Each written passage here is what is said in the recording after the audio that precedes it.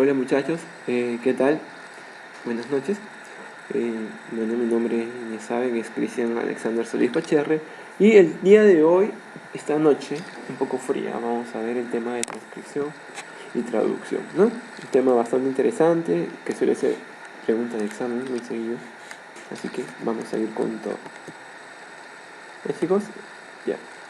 Entonces, ya. Este es el índice, ¿no? Vamos a hacer una pequeña introducción. Vamos a hablar acerca de qué es el promotor, de las fases de transcripción, también vamos a ver un poquito. ¿Cuáles son estas fases, no? Iniciación, elongación, terminación, principalmente. Vamos a hablar a la vez de procesos post-transcripcionales. Esos procesos involucran a tres acontecimientos principalmente: el corte o empalme, splicing alternativo y proceso de adenilación. ¿De acuerdo? Al último vamos a terminar viendo traducción, código genético, algunas mutaciones, tipos sobre todo, y reparación del ADN. ¿Ya? A ver chicos, empecemos. He puesto acá una imagen de un núcleo, de una célula, y esta imagen, digamos, sintetiza todo lo que vamos a hablar en toda la clase. ¿Qué quiere decir? En primer lugar tenemos que ubicarnos. La transcripción es el proceso en el cual se va a sintetizar un ARN mensajero a partir de un molde de una de las cadenas de ADN. Este ARN que se va a sintetizar se va a denominar ARN mensajero. Este proceso recibe el nombre de transcripción. ¿De acuerdo? Y entonces, ¿dónde ocurre la transcripción? La transcripción ocurre en el núcleo. Luego, este ARN va a nacer como un pre-ARN o mensajero, o como un ARN mensajero inmaduro, y va a tener que madurar. A este proceso de maduración se le va a denominar procesamiento de ARN, ¿no? Otras bibliografías le ponen que es maduración del ARN. Finalmente, este ARN mensajero va a salir a través del complejo mayor complejo del poro nuclear, y va a irse ¿a dónde? Al citoplasma. Específicamente, ¿a qué lugar? Se va a ir al ribosoma. Y el ribosoma se va a codificar, digamos, aminoácido por aminoácido, y va a sintetizar este polipéptido, ¿no? Esta proteína. Entonces, la traducción, ¿dónde ocurre? En el citoplasma, sobre todo en el ribosoma. La traducción que es el proceso de síntesis de proteínas en sí, ¿no? ¿Y quién va a intervenir acá? El ARN mensajero. Entonces, chicos, este proceso recibe otro nombre. Todo eso se recibe el nombre de dogma central de la biología, ¿no? Me olvidaba otra cosa importante. Para que este ARN mensajero se logre sintetizar a partir de este molde, se necesita una enzima. Esta enzima se denomina ARN polimerasa. No se olviden, chicos, ¿ya? ARN polimerasa. Ya. A la vez, voy a hablar un poco acerca de cómo participa el ARN mensajero. Vamos a hablar un poco sobre ARN, ¿no? Y los tipos y las variantes que hay. Entonces, la bibliografía menciona que hay dos tipos de ARN: el ARN codificante y el ARN no codificante. Dentro del ARN codificante vamos a tener al ARN mensajero. ¿Por qué? Porque este va a codificar una proteína, ¿de acuerdo? Pero dentro del ARN no codificante vamos a tener el ARN transcripcional, el ARN pequeño y el ARN largo. Dentro del ARN pequeño me gustaría de verdad que se graben principalmente este microARN. ¿Y por qué es importante este microARN? Es que este microARN va a regular negativamente el proceso de síntesis de proteínas. ¿De acuerdo? Ya, esa es la primera pepita de la noche. Y bueno, a nivel de ARN transcripcional, es decir, que también participa bastante, ya sea formando parte de los ribosomas o ya sea trasladando el aminoácido, por eso transcripcional propiamente dicho. Está el ARN ribosomal y el ARN de transferencia. ¿De acuerdo? Ya, nada más. Hablemos ahora sobre tipos y funciones de los ARN. Ya habíamos mencionado algunos en su clasificación como codificante y no codificante. Pero ahora simplemente voy a pasar a describir algunos, ¿no? Como por ejemplo el tipo de ARN ribosomal, ese es su símbolo, y va a formar parte de las subunidades ribosomales, ¿no? En el caso de las eucariotas, la subunidad menor es 40S y la subunidad mayor 60S. Esta ARN ribosomal se va a encontrar tanto en procariotas como en eucariotas principalmente. También vamos a tener este ARN de transferencia que lo he mencionado. Este ARN de transferencia, acuérdense, chicos, que tenía la forma de hojita de trébol, ¿no? Una hojita de trébol que era más o menos algo así, algo así, y acá tenía el anticodón, ¿no? Entonces, ¿cuáles las dos cosas importantes de este RNA de transferencia? Uno, que va a transportar al aminoácido, y dos, que va a llevar consigo el anticodón, y este va a permitir realizar la traducción. ¿Ya? Bueno, aquí tenemos el ARN mensajero, y otro ARN importante que deberían de saber es este ARN heterogéneo nuclear. ¿Ya? Más adelante voy a explicar, pero el ARN inmaduro, antes de que se comience el procesamiento de ARN mensajero, como hemos visto en la lámina anterior, va a pasar por un proceso de eliminación de intrones. Este proceso, pero este es un proceso de maduración. Entonces, antes de que se eliminen estos intrones, va a denominarse ARN heterogéneo nuclear. En otras palabras, Cristian, no te entendí. Ya, de acuerdo. El ARN heterogéneo nuclear es el ARN mensajero que contiene intrones y exones. ¿De acuerdo? Ya, es un ARN inmaduro.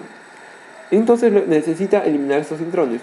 Una vez que elimina estos intrones, va a convertirse en un ARN casi maduro, pero no maduro totalmente, ¿no? Después va a tener que pasar por unos procesos adicionales post-transcripcionales. Pero hasta ese momento, cuando se eliminan los intrones, se les puede denominar que es un ARN mensajero premaduro.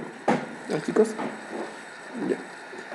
Ya. Y el ARN small nuclear, también con sus siglas snRNA, va a facilitar el splicing del ARN heterogéneo nuclear, es decir, va a participar mucho en la parte de eliminación de estos intrones.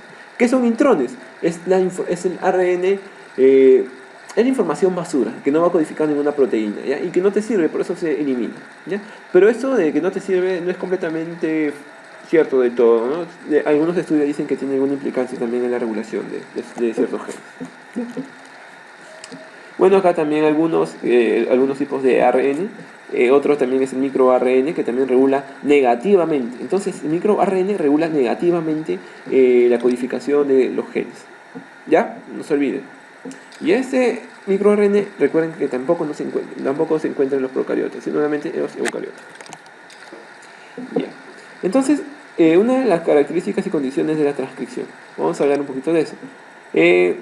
La transcripción tiene una polaridad. ¿Ya? Uy, acá se equivocó en ese gráfico, pero la polimerasa transcribe en dirección de 5' a 3' siempre, ¿ya? Esto está al revés. ¿Qué quiere decir? ¿Se acuerdan que el ARN polimerasa va a ir a una de las cadenas del ADN, que va a servir de molde? Ya, está bien. Pero el recorrido de esta enzima y la transcripción va a ocurrir siempre del extremo 5'. Entonces, si acá está del lado 3', acá tiene que ser de 5'. De 5', entonces comienza la transcripción. Y acuérdense que en el ARN, la base nitrogenada que varía es la timina. No tenemos timina y tenemos en su lugar al uracilo, ¿no? En la adenina acá diría una timina si fuera ADN, pero acá como es un ARN va a tener uracilo. Ya no se olviden que el ARN polimerasa tiene una cierta polaridad y va siempre de 5', aquí está, a 3', ¿no? Ya, acá esta diapositiva es importante porque a lo que voy es que este ARN polimerasa puede, recuerden chicos, puede transcribir información de cualquiera de las dos cadenas, ¿no? Uy, se eliminó. Ya sea de la cadena que empieza con 3', entonces si esta fuera 3', esta comenzaría 5', entonces se codificaría hacia esa dirección. Y también en la otra cadena del ADN, ¿no? En este caso también codificaría al lado contrario, ¿no? Entonces, en este caso comenzaría siempre en el extremo 3', ¿no? Y terminaría en el 5'. Ya. Ahí dice, ¿no? Por ello los genes pueden estar en cualquiera de las dos cadenas de ADN. Listo. Nada más, muchachos. Pero la transcripción requiere de componentes. ¿Cuáles son los componentes? Es decir, no sé si ustedes han visto a las chicas superpoderosas. Ellos están, así es un ejemplo, ¿no? Están compuestas por una serie de ingredientes, ¿no? Igualito, para que haya transcripción, también necesita una serie de ingredientes. ¿Ya? ¿Cuáles son los ingredientes principales? Ribonucleósidos trifosfatados, cationes zinc y magnesio, y el molde que vendría a ser el ADN. Entonces acá tenemos a los ribonucleósidos trifosfatados que va a ayudar en la formación de este ARN mensajero. Pregunta de examen: ¿Cuáles son los cationes que actúan como cofactores en la transcripción? ¿Tú qué vas a decir? Zinc y magnesio, ¿ya? Cofactores divalentes. No te olvides, chicos, ya sabes entonces. Ya, ahora haremos un poquito sobre la transcripción en bacterias. Entonces, como dato, voy adelantando, existe un tipo de ARN polimerasa en las bacterias, pero en las eucariotas existen 3. No te olvides ese dato. Entonces, en las eucariotas vamos a tener la ARN polimerasa de tipo 1, la ARN polimerasa de tipo 2 y la ARN polimerasa de tipo 4. No, chicos. ARN polimerasa de tipo 3. Listo, ahí están tus 3 ARN polimerasas en las eucariotas. ¿Ya? A ver, y dentro de las ARN polimerasa bacteriana solamente tenemos a una, no te olvides, a una. Esta ARN polimerasa se sintetiza como una enzima que no está activa, ¿ya? Podemos decir una proenzima. Y necesita activarse con algo. A este algo, a partir de ahora no te olvides, este factor sigma es el encargado de activar a esta proenzima y convertirla en una holoenzima. Es decir, transformar una enzima inactiva a una enzima activa. Ese factor sigma es importante, pero no es la única subunidad, por decirlo así, de este complejo que es la ARN polimerasa. Este ARN polimerasa también contiene subunidad alfa, beta y beta prima. ¿Ya? Pero este sigma es importante porque va a servir de unión al ADN para que de esta forma inicie la transcripción. ¿Ya? Habíamos hablado sobre el factor sigma, pero este factor sigma no se va a unir a cualquier parte. Se necesita unir a una cierta región, a una cierta secuencia de ADN. ¿Ya? ¿Cómo se va a denominar a la secuencia de ADN a la cual se va a unir este ARN polimerasa? En la bacteria sobre todo, aunque también en eucariotas se ha visto dos regiones. ¿Ya? Entonces está la caja tata. ¿Qué es la caja tata? La caja tata es una secuencia de nucleótidos o de ácidos nitrogenadas que consiste en timina, adenina, que están a menos 10, bueno, a 10 bases nitrogenadas del punto de inicio de la transcripción. ¿Ya? Y entonces, guiándonos de esto menos 10, va a haber un lugar, eso es como si fuera una escala numérica, ¿no? Entonces, si este menos 10 acaba también bajando, menos 35, los negativos son a la izquierda y los positivos van a ser a la derecha. Entonces, el punto 0, chicos, es el punto, o el punto más 1, es el lugar donde empieza la enzima ARN polimerasa a transcribir nucleótido por nucleótido. ¿Ya? No te olvides. Entonces, también se le denomina que estos son a las secuencias que están hacia la izquierda, las negativas, se le denomina que son secuencias río arriba. ¿Ya?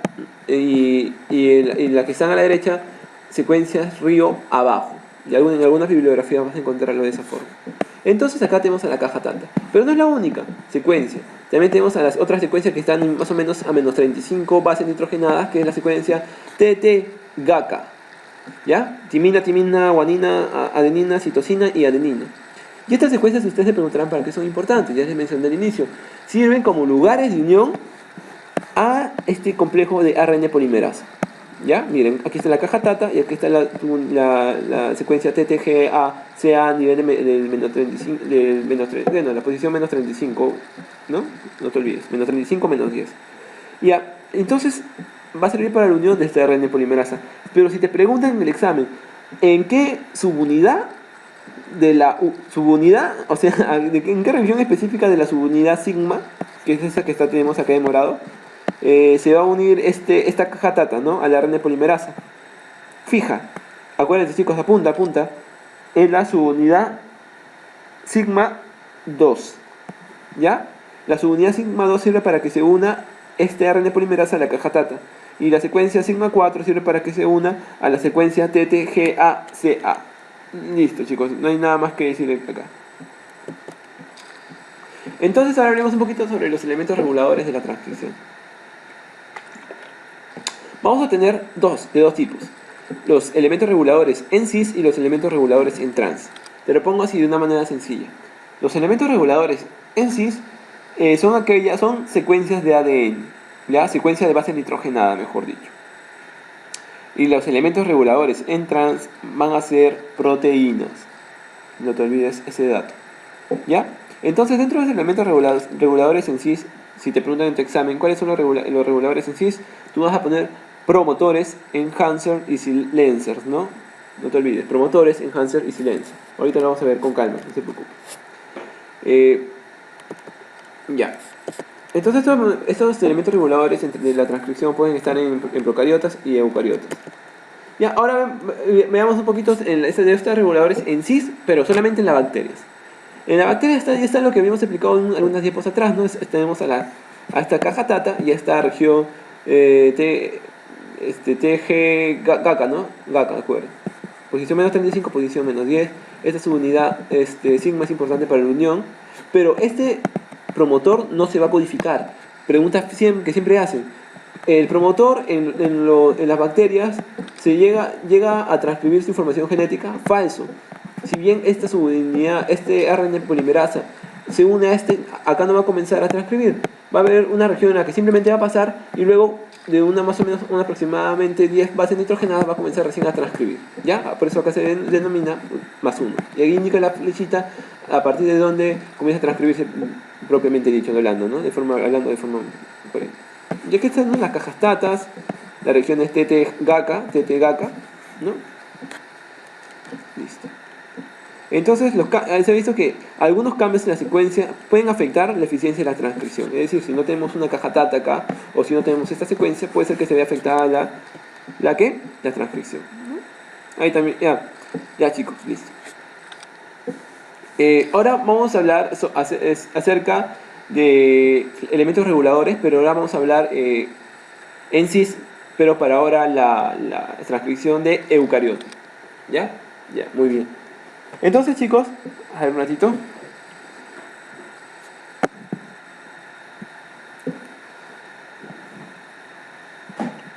Ya, chicos, disculpen, estaba arreglando un pequeño problema técnico. Entonces, les había mencionado que para las eucariotas hay 3 tipos de ARN polimerasa. ARN polimerasa 1 de tipo 2 y de tipo 3. La ARN polimerasa más importante es la ARN polimerasa de tipo 2. No te olvides, 2 y 2. Entonces aquí están los factores en cis. ¿Qué eran cis? Secuencias de ADN. Entonces secuencia de nucleótidos. Aquí está. La TAT es una secuencia de nucleótidos porque todo esto es una cadena de ADN. Pero estas son a una distancia pequeña, ¿no? También se le puede denominar core promotores o promotores centrales, ¿no? Algo así. Van a haber también unos elementos promotores proximales que están más o menos a una distancia de menos 200 a menos 70 bases antes del inicio de la transcripción. Y tenemos a los elementos enhancer, silencer y elementos insulators, ¿no? Que espero estos ya son elementos elementos regulatorios de larga distancia, ¿no? Y además porque estos ya se ubican a menos 1000 y a menos 700, ¿no? Hasta más, dice. ¿Ya, chicos? Ya. Pues, eso es lo que te decía, ¿no? A estos elementos que están para el lado izquierdo, es decir, los negativos, se le denomina también upstream promoter element, ¿no? Elementos río arriba, ¿no? Mira, no sé. Acá tenemos a la caja tata de la que ya habíamos hablado, ¿no? Importante, también en las eucariotas. Pero en las eucariotas pasa algo diferente. Acá va a haber un montón de factores de transcripción. Pero lo que quiero que te aprendas, por favor, son estos dos. El factor de transcripción 2B y el factor de transcripción 2D. Estos son importantes porque van a permitir la unión de esta ARN polimerasa a la caja tata. Esto es en eucariotas, pero en las procariotas, ¿qué ocurría? El factor sigma era el cual, sobre todo la subunidad sigma 2 era la que sobre todo se unía a la caja tata. Pero acá, para que esta ARN polimerasa de tipo 2 se una, necesita este factor de transcripción de tipo 2B y el de tipo 2D. Sobre todo este de tipo 2D. No te olvides, por favor.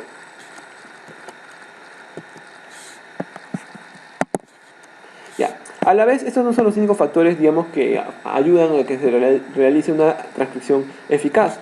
También más adelante, ya en el lugar de la transcripción, ¿no? De acá, va a haber una región que se va a denominar elemento iniciador, con siglas INR, ¿ya?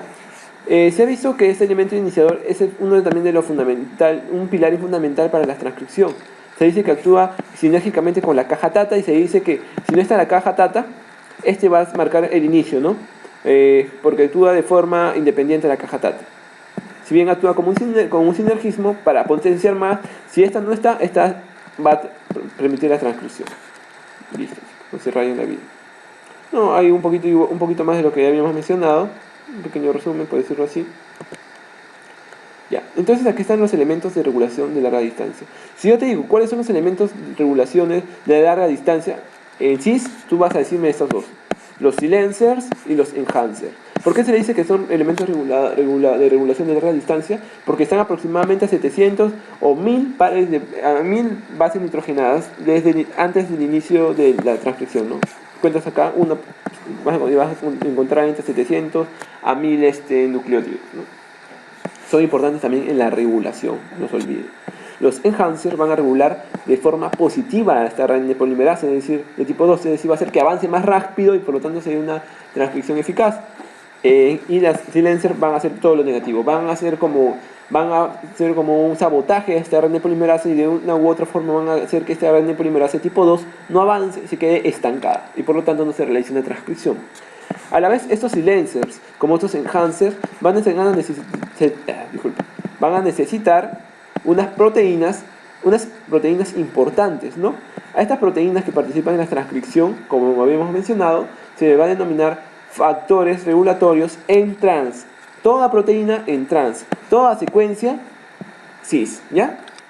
Entonces todos estos de una u otra forma van a permitir la transcripción, ¿no? Entonces si es enhancer va a permitir una transcripción eficaz y si es silencer una transcripción menos eficaz. Aquí está lo que les había mencionado. Entonces, en el caso de que quieras transcribir el gen, ¿ya? Está todo planeado para que se dé una correcta transcripción. Por lo tanto, entonces estos activadores se van a pegar a los enhancers. Enhancers activan positivamente.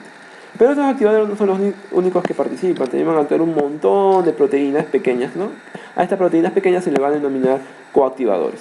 Aparte están los factores de transcripción que te había mencionado. ¿Cuáles eran los principales? El factor de transcripción tipo 2D.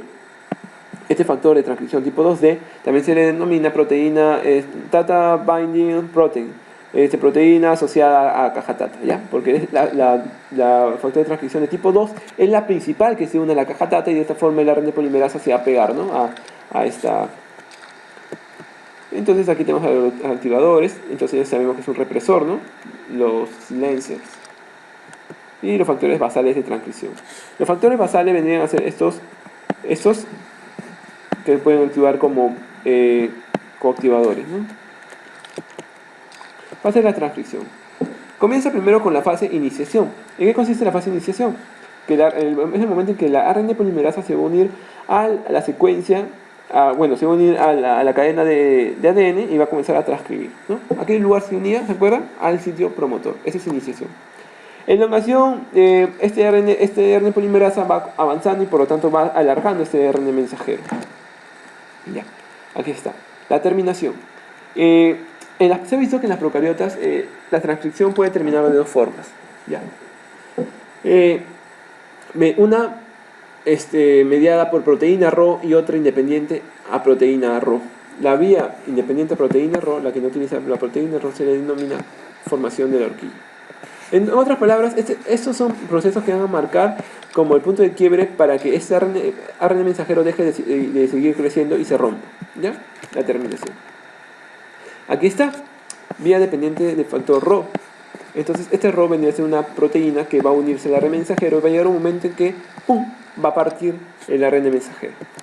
Y la vía dependiente de Rho significa que va a llegar un momento en que el RNA polimerasa va a parar cuando vea que se forme una horquilla. Ya, nada más, chicos. Transcripción en eucariotas, esta parte por favor presten atención, es un poquito compleja. Ya, entonces hay de tres tipos. La característica, lo que siempre preguntan, ¿este RNA polimerasa 1 para qué sirve? Para la síntesis o codificación de proteína de ARN ribosomal, ¿ya? Para transcripción de ARN ribosomal. La de tipo 2 es la más importante porque codifica la mayor cantidad de proteínas, ¿no? Y es la que mayor codificación realiza. Y la de tipo 3 es la que va a transcribir los genes de ARN de transferencia. En otras palabras, va a formar este ARN de transferencia. Les había mencionado que en las eucariotas iban a intervenir un montón de factores de transcripción. Dentro de los principales tenemos al factor de transcripción tipo 2D. este factor de transcripción 2D junto al 2B van a hacer una función sinérgica para que se pueda unir a la caja TATA.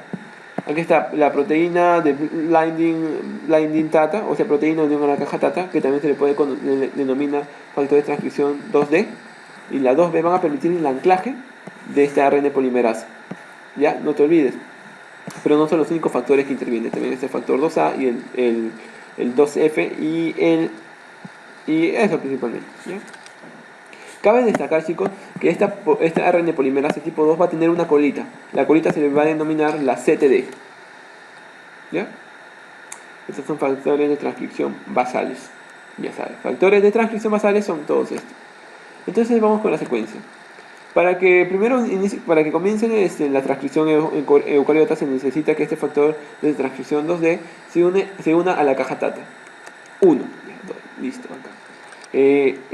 Acuérdense el otro nombre del factor de transcripción 2D. También se le denomina proteína de blinding TATA. Luego, a este TF2D se va a unir el el TF2D se va a unir el TF2B. No te olvides, estos dos son los factores de transcripciones o los factores basales de la transcripción que van a permitir fijar al ARN polimerasa, ¿no?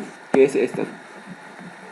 Pero luego de eso se necesita que venga la, ¿ya? El factor de transcripción 2A. Porque ¿qué va a hacer el factor de transcripción 2A?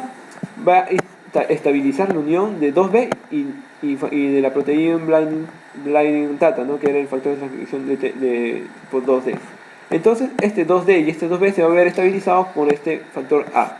Viene en la imagen. Primero viene el TF2D, ¿no? Que este es otro nombre.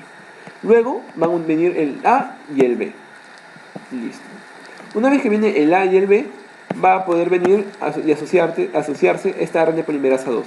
Pero ¿cuál es el factor de transcripción que carga consigo el ARN polimerasa tipo 2? Carga consigo el factor de transcripción de tipo TF2F. TF2F, no te olvides. Listo. No te olvides, el 2F, ARN polimerasa 2. Luego se va a unir el factor de transcripción 2E, factor de transcripción 2H. ¿Para qué es importante el factor de transcripción 2H?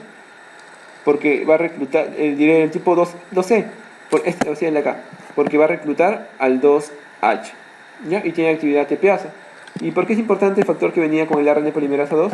Porque se une fuertemente a la polimerasa 2 y se va a unir va a permitir su unión al factor TF2B e impide la unión de polimerasa a secuencias de ADN inespecíficas, ¿ya?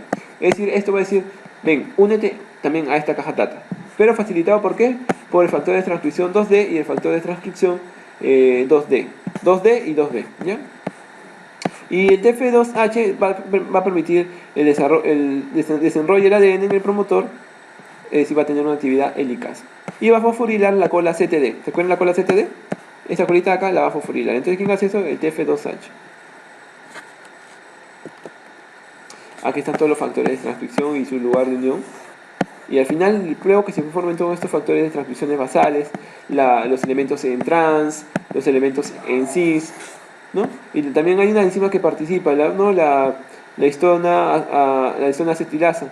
Esta histona acetilasa va a permitir descondensar algunas zonas del ADN para que se pueda transcribir algunos genes, ¿no? Entonces todo ese es el complejo del ARN polimerasa 2, sus factores de transcripciones que habíamos mencionado, ¿no? El principal, ¿cuál era? El 2D. Este de acá. 2D. No te olvides, 2D. 2D y 2B. Ya, entonces acá tenemos a tu colita de ARN polimerasa 2 que está fosforilada. ¿Quién fosforilaba? El factor de transcripción 2H. Ya, muchachos. Listo. Entonces de esta forma va creciendo este ARN el ARN mensajero. Ya. Listo. También va a tener una fase de elongación, ¿no? Entonces, te dicen que el ARN polimerasa 2 sufre ciclos de fosforilación y de fosforilación, ¿no? En su colita. Aquí tenemos. Listo. Entonces su colita se puede fosforilar y defosforilar. ¿Quién se encarga de fosforilar o de fosforilar? El factor de transcripción tipo TF2H. ¿Te das cuenta? Pero esto va a fosforilar solamente en algunos lugares, ¿no? Por ejemplo, el lugar 1, el lugar 3, el 4, pero va a dejar algunos lugares, como por ejemplo el lugar 2, el lugar 6, 7, vacíos, sin fosforilar. Entonces acá interviene esta proteína, ¿no? La proteína TEF-B. Esta proteína TEF-B va a terminar de fosforilar todo esto. Y esta fosforilación de toda esta colita de ARN polimerasa 2 es importante, ¿eh? Porque la vamos a analizar más adelante. Ya, chicos. Entonces, para que el ARN mensajero formado se convierta en un ARN mensajero maduro, necesita pasar por procesos post-transcripcionales. ¿Cuáles son estos procesos? El primero, la formación del capuchón, ¿ya? Esta formación del capuchón, es decir, de un 5-metilguanosina en el extremo 5', pregunta de examen, va a ser mediado, regulado por estas fosforilaciones también, ¿no? Como que estas fosforilaciones van a permitir la formación del capuchón en el extremo 5'. ¿Ya? Ya, chicos. Pero para que se forme este capuchón se necesita una enzima, la capping enzyme, también con sus siglas se conoce por sus siglas CE, ¿no? Y es reclutado por el dominio CTD. Entonces, este dominio CTD, es decir, la colita, lo que va a hacer es reclutar a esta enzima. Entonces ya vimos la importancia de esta fosforilación, ¿no? Que realizan estas dos proteínas que estaban acá. La proteína TF2H y la proteína TFB. Entonces esa es la importancia de la fosforilación, ¿no? Que va a permitir acoplar esta enzima, la capping enzyme, y por lo tanto va a poner el capuchón en el extremo 5'. Esta formación de este capuchón, es decir, de la 7-metilguanosina, es importante porque lo que va a hacer es hacer madurar al ARN mensajero, es decir, un ARN mensajero inmaduro o una madura, ¿no? Pero eso no es lo único que ocurre, ¿no? Más allá hay otras etapas que son importantes mencionar. Entonces aquí están los procesos post-transcripcionales, ¿ya? Aquí está lo que les había mencionado, la colocación del capuchón en el extremo 5'. ¿Quién realiza eso? El 7-metilguanosina. Aquí está. Es decir, se pone esta 7-metilguanosina al extremo 5'. Aquí está el proceso de capping. Participan estas dos enzimas principalmente, la capping enzyme y la RN-metiltransferasa, ¿no? Esas son sus siglas. Entonces todo esto al final te va a dar un 7-metilguanosina en el extremo 5'. ¿Ya? No se rayen la vida. Ahora, en el proceso de poliadenilación, otro de los procesos post-transcripcionales es el proceso de poliadenilación. El proceso de poliadenilación no es más que la agregación de alrededor de 200 nucleótidos o 200 bases nitrogenadas en el extremo 3'. Entonces la formación del capuchón de 7-metilguanosina, si es en el extremo 5, en el extremo 3 va a haber poliadenilación. Otro proceso post-transcripcional es el corte o empalme. Otro nombre que se le conoce es el splicing, ¿ya? Al inicio les había mencionado que el ARN cuando se forma es inmaduro, ¿no? Un ARN inmaduro. En este ARN inmaduro también se le conoce como ARN heterogéneo nuclear. ARN heterogéneo nuclear. ¿Y qué es lo que lo caracteriza? Que va a presentar intrones y exones. ¿Qué era lo que se necesitaba eliminar? Los intrones. Y quedarse con los exones, ¿no? Entonces el proceso de eliminación de intrones se conoce como splicing o corte o empalme, ¿no? Por ejemplo, y acá intervienen un montón de ribonucleoproteínas, ¿no? Como son las subunidades U2, U6, U3, y todo esto va a formar el spliceosoma, ¿ya? Este spliceosoma lo que va a hacer va a unir este exón, de este segmento que está acá, que estoy rodeando con la flecha, es el intrón, mejor dicho. Y si quiere eliminar eso, va a rodearlo y luego lo que va a hacer es quita los intrones. Entonces de eso se encarga el spliceosoma. Aquí está el spliceosoma y si te preguntan en tu examen, este spliceosoma está conformado por muchas unidades, ¿no? Que van del 1 al 6. Pero si te dicen en sí, ¿cuáles son las subunidades? ¿Quiénes forman el spliceosoma activo? Entonces tú vas a responder la subunidad 2, 5 y 6. ¿Y por qué no la 1 y la 4? Porque estas se van, ¿no? Entonces, lo que realizan el corte propiamente dicho del intrón son las subunidades 1, 2, 5 y 6. ¿Ya? También tenemos una característica también importante, sobre todo en la expresión de transcripción, en la regulación de la transcripción, que son el splicing alternativo. El splicing alternativo es la acomodación de los diferentes exones para formar digamos, codificar proteínas diferentes, pero que sean similares en alguna parte de su estructura. Acá tenemos el efecto de la alfa-troponina T, ¿no? Que van a secretar algunas células. Este entonces va a tener este reordenamiento de exones, ¿no? Específicos 1, 2, 3, 5. Por lo tanto, por ejemplo, el exón 4 no se va a ver expresado. Y también tenemos otro tipo, ya no la alfa-troponina, sino la beta-troponina, que va a expresar el 1, 4, 1, 2, 4, 5. Entonces, este juego de variantes de exones, ¿no? O también puede ser la presencia de algún intrón, se le denomina splicing alternativo.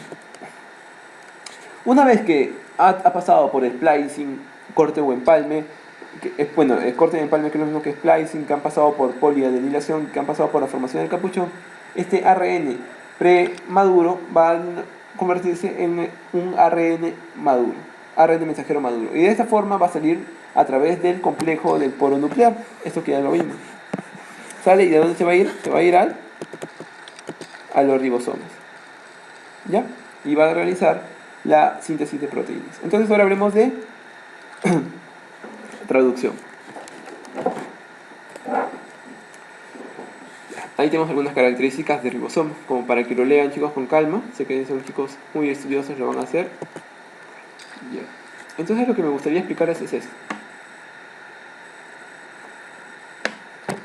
Los sitios funcionales del ribosoma. Estos sitios funcionales del ribosoma van a estar compuestos por tres sitios principalmente, ¿no? El EPA, sitio E, que va a permitir la salida del ARN de transferencia descargado. El sitio P, que va a permitir la unión del primer ARN de transferencia con el primer aminoácido codificado. ¿Cuál era el primer aminoácido codificado? La metionina. Entonces, este ARN de transferencia cargado con este aminoácido, con el primero, pasa de frente, o sea, viene del citoplasma, y se une acá. Todos los ARN de transferencia que van a venir luego del primero, van a insertarse primero al sitio A. No quiere decir que nunca van a pasar al sitio B, al sitio P. Solamente significa que se unen primero al sitio A. ¿Ya? Listo. Ahí dice, ¿no? Sitio P, lugar donde se sitúa el ARN de transferencia en formación y el metionil ARN de transferencia de iniciación, es decir, la metionina encargada en el ARN de transferencia. Y aquí está, ¿no? Lugar donde se sitúan todos los aminoácidos ARN de transferencia entrantes, ¿no? Excepto el de iniciación, sitio A. Por acá entran y por el sitio E salen. Ya. Entonces aquí están otros requerimientos para la síntesis de proteínas, ¿no? Vamos a necesitar ARN mensajero, ARN de transferencia, aminoácidos, es obvio, y esta enzima que va a pegar aminoácidos a este ARN de transferencia. Ahorita lo vamos a ver, la aminoácido y el ARN de transferencia sintetasa. Entonces acá tenemos el ARN de transferencia. Este ARN de transferencia va a estar es un ARN de tipo secundario, ¿no? Es decir, que va a estar formando una especie de burbujitas llamadas loop. Dos características importantes del ARN de transferencia, que va a tener consigo un aminoácido y además que va a ser portador del anticodón. El anticodón va a permitir leer a este codón. ¿El codón qué era, chicos?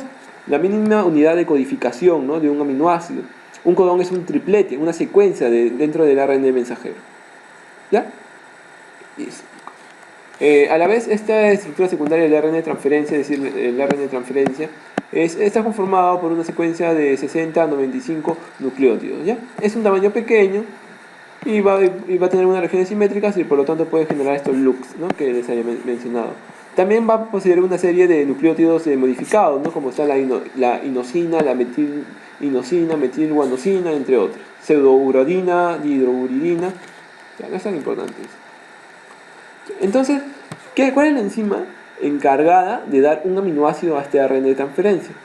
Para la vida, nunca te olvides, la aminoácido ARN de transferencia sintetasa.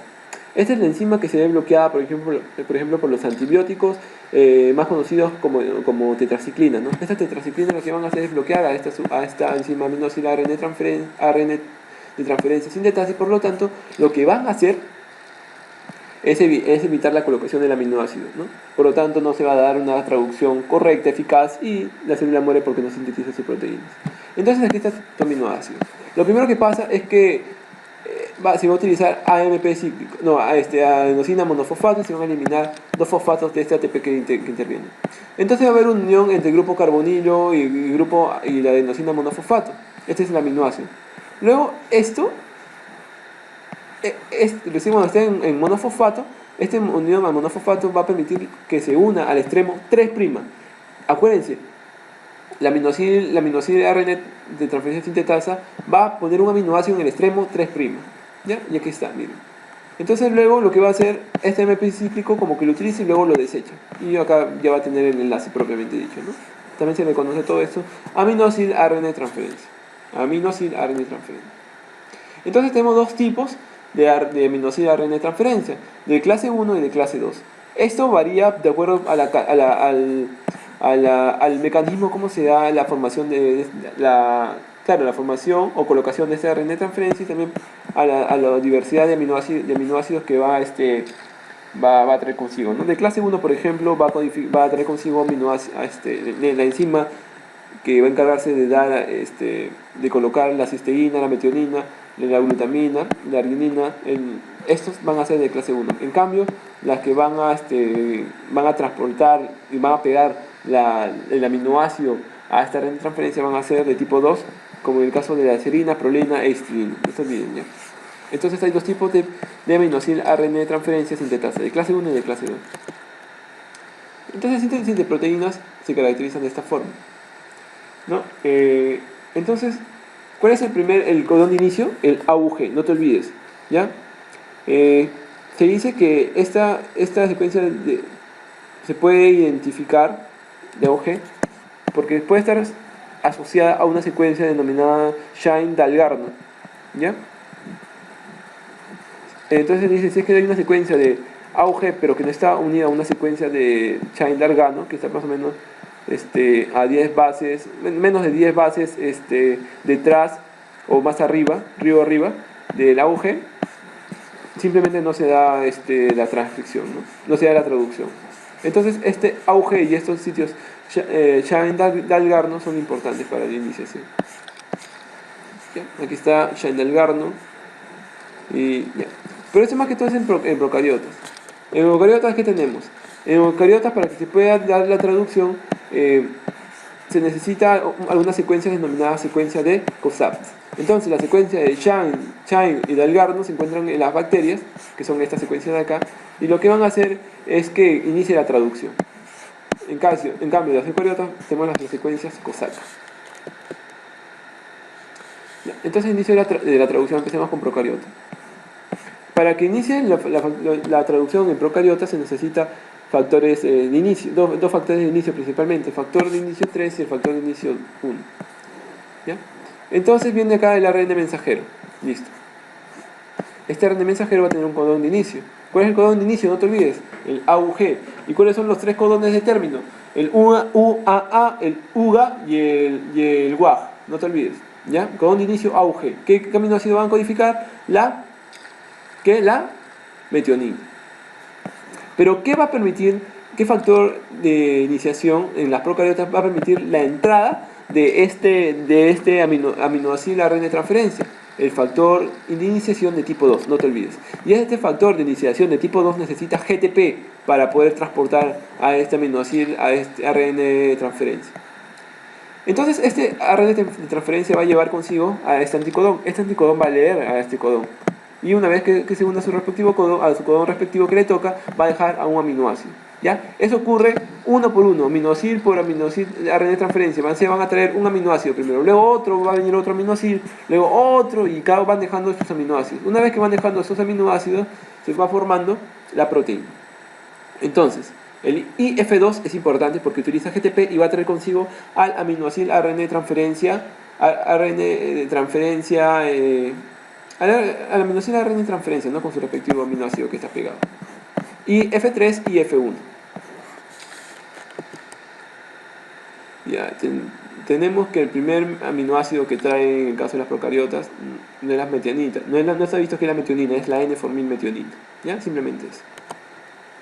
Ya, pero en el caso de la traducción en eucariotas, ese proceso es un poco más complejo. O sea, si bien en el anterior solamente interviene el factor IF1, IF3 y el IF2, acá intervienen todas estas moléculas que podemos ver en la imagen.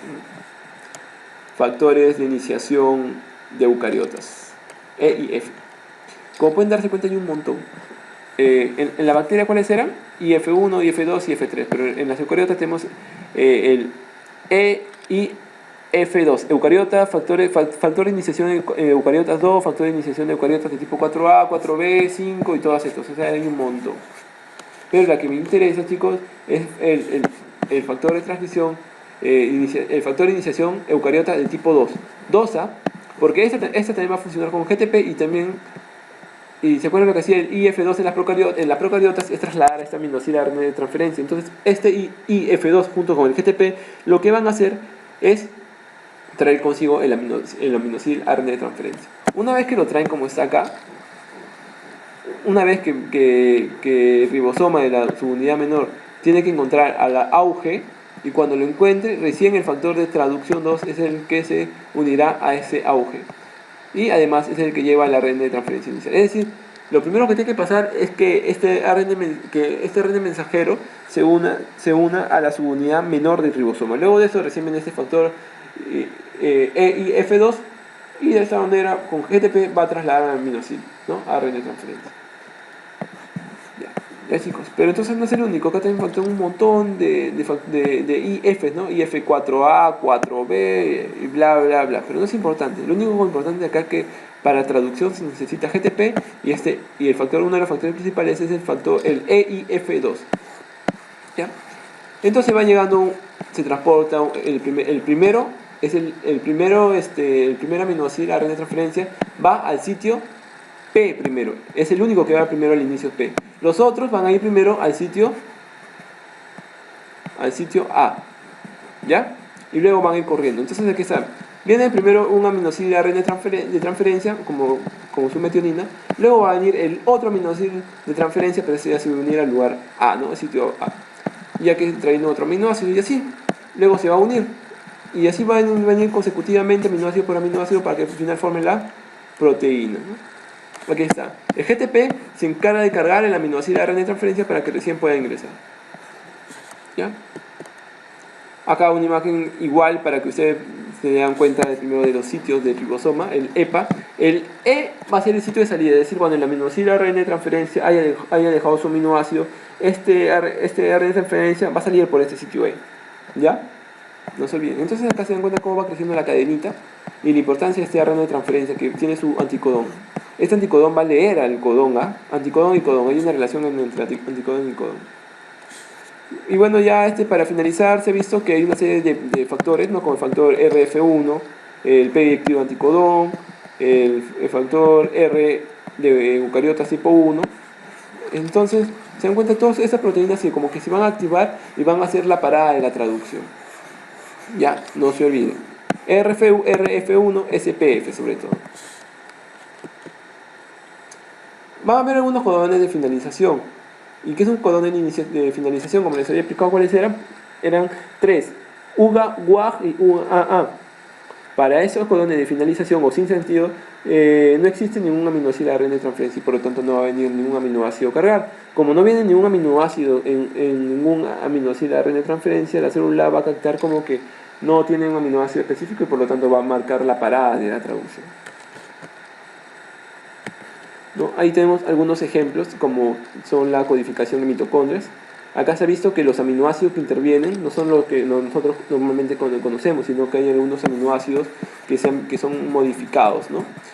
Cabe mencionar que en la mitocondria también tienen su ADN, su material, y ellos mismos van a hacer la transcripción y traducción de sus proteínas. ¿No? Acá cabe mencionar que este virus ARN va a realizar un proceso que se denomina fragment shift. Y ese proceso de fragment shift es un proceso en la que va a haber un cambio de marco. ¿Ya? Es decir, de lo que se estaba leyendo de 3 en 3, 3, 3, acá se va a correr 1 y se van a leer los otros 3 que continúan. Y de esta forma se va a cambiar la secuencia de aminoácidos, ¿no? Y van a codificar unas proteínas, en este caso una proteína GAP, que se encuentra en la cápside, y aparte una polimerasa, ¿no? Una fusión, y eso le sirve como va a tener dos proteínas, pero eso mediante el cambio de marco. Bien. Entonces aquí está lo que les había mencionado. Hay algunos inhibidores de la síntesis de las proteínas procariotas. que son usados como antibióticos. El principal es que creo que se acuerden, es esta tetraciclina. Esta tetraciclina bloquea la unión del aminoácido ARN de transferencia al sitio A del ribosoma. Ya. Tetraciclina es un antibiótico que se utiliza, por ejemplo, para el acné, entre otros, ¿no? Es contraindicado en la madre embarazada porque puede producir descalcificación de los huesos, problemas de crecimiento, ¿no?, en los fetos. La estreptomicina es un fármaco utilizado en la tuberculosis. Impide el paso de iniciación de la traducción de elongación de la cadena. Y la que quiero que sepan es este cloranfenicol, bloquea la reacción de peptidiltransferasa. Esta reacción de peptidiltransferasa lo que se encarga es de unir aminoácido por aminoácido. Si tú bloqueas este aminoácido, bloqueas la proteína, por lo tanto, la célula eucariota muere.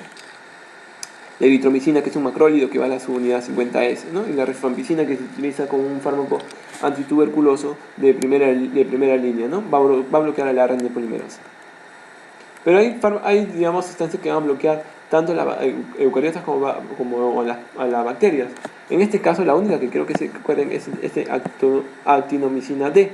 Según el ADN, impide el movimiento del ARN de polimerasa y por lo tanto bloquea la síntesis de proteínas en eucariotas y procariotas. Y la otra es la alfa-amanitina. Si un ARN mensajero es anómalo, ¿qué es lo que va a pasar? Normalmente hay unas proteínas que van a unirse a ese RNA mensajero que es correcto y por lo tanto van a salir y luego estas proteínas se eliminan, ¿no? Sirven como una especie de marcaje diciendo que están bien. Esta proteína SG se denomina proteínas de reconocimiento. Entonces, mientras más normal esté, mayores cantidades de proteínas de reconocimiento. Mientras más anormal esté, menores cantidades de proteínas de reconocimiento. Y por lo tanto luego se va a reclutar esta proteína, es como esta falta de proteínas de reconocimiento va a reclutar hacia sí proteínas de degradación y de esta forma esto se va a producir la degradación de RNA mensajero.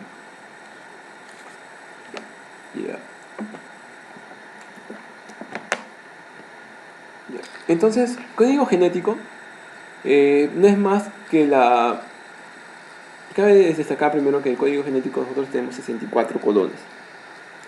61 codones con sentido y 3 codones sin sentido. Cabe destacar que el código genético tiene dos características principales, que es degenerado y es universal.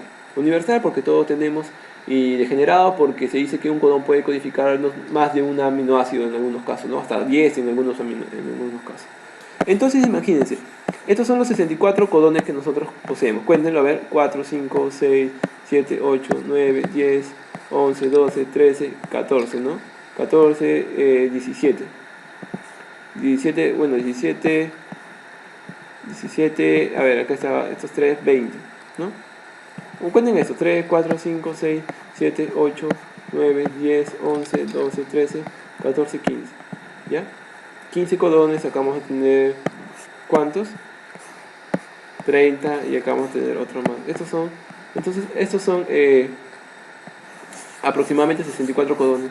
Pero cada codón, si te das cuenta, puede codificar un aminoácido, en algunos casos único, o en otros, algunos, por ejemplo, esta secuencia adenina, puede codificar ya sea una leucina, o ya sea una adenina, o ya sea una fenilalanina.